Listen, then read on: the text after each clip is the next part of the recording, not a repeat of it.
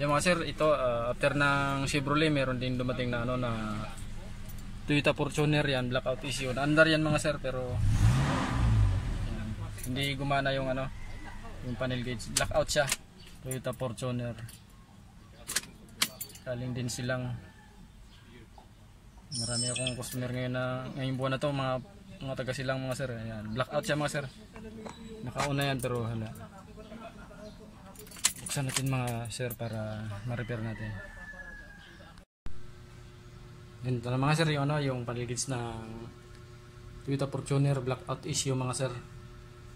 Yan, bali pagtapos nito meron pa siyang isang sasakyan na blackout din, Hilux, na iniwan niya lang sa Walter para pagtapos ito yun naman daw ang kukunin niya dalhin dito.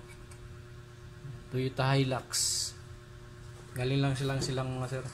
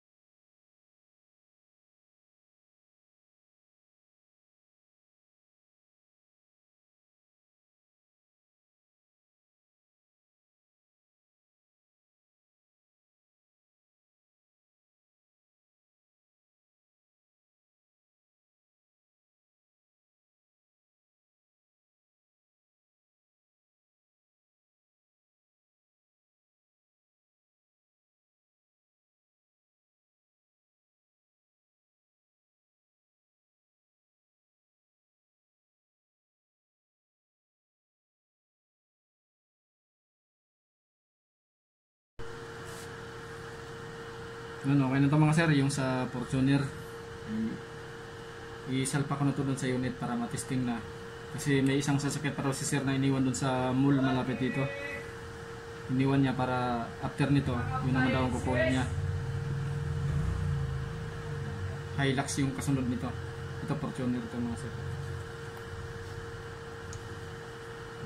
Isalpak na natin mga sir para matesting na. Ayan, ito na mga sir yung ano, yung yan, okay na mga sir, yung panel gauge ng Toyota Fortuner na blackout issue. Okay na, yung fuel, temperature, tapos yung ano, odo, RPM testing natin mga sir.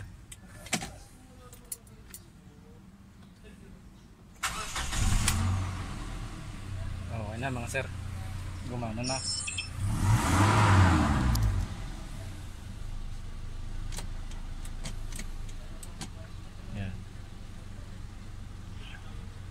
Malinaw naman yung ilaw ni sir. Ayan, okay na mga sir, yung Toyota Fortuner panel gauge blackout issue. Ngayon okay na siya.